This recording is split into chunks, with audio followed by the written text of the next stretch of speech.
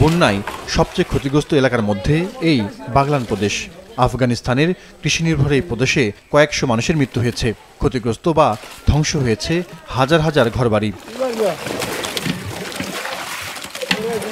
তবে প্রাণহানি ও ক্ষয়ক্ষতির পরিমাণ নিয়ে তালেবান সরকারের সঙ্গে বিভিন্ন আন্তর্জাতিক সংস্থাগুলোর তথ্যে হেরফের রয়েছে।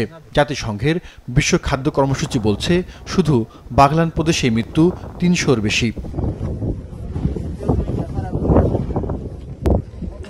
পরিস্থিতির অবনতিতে দুর্গত এলাকায় জরুরি অবস্থা ঘোষণা করেছে তালেবান সরকার। সামর্থ্য অনুযায়ী মানুষকে খাদ্য, ওষুধ ও প্রাথমিক চিকিৎসা সেবা দিয়ে যাচ্ছে। এতে অংশ নিয়েছে কিছু বেসরকারি সংস্থাও।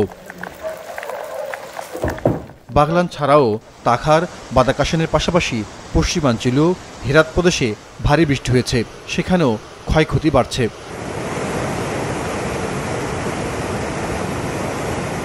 ভারী বৃষ্টিতে আকস্মিক বন্যার কারণে প্রাণহানি বেশি ঘটছে বলে মনে করে সরকার।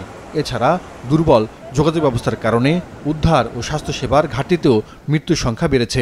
গত মাসের মাঝামাঝিতেও দেশটির 10টি প্রদেশে বন্যায় প্রায় 100 জনের মৃত্যু হয়েছিল। জাতিসংঘ কর্মকর্তারা বলছেন, জলবায়ু পরিবর্তনের ভয়াবহ কুফল ভোগ করছে আফগানিস্তান। প্রাকৃতিক দুর্যোগ মোকাবেলায় দেশটিতে দীর্ঘমেয়াদী পরিকল্পনা বাস্তবায়ন করা জরুরি বলে মনে করা হচ্ছে। তবে প্রাকৃতিক দুর্যোগে আন্তর্জাতিক সহায়তা খুব সহজে পায় না আফগানিস্তান, কারণ তালেবান সরকারকে এখন পর্যন্ত কোনো দেশ আনুষ্ঠানিকভাবে স্বীকৃতি দেয়নি। 2021 সালের আগস্টে মার্কিন নেতৃত্বাধীন সামরিক জোট আফগান ছাড়লে ক্ষমতায় বসে তালেবান গোষ্ঠী। জাহিদুর রহমান, মাছরাঙা নিউজ ডেস্ক।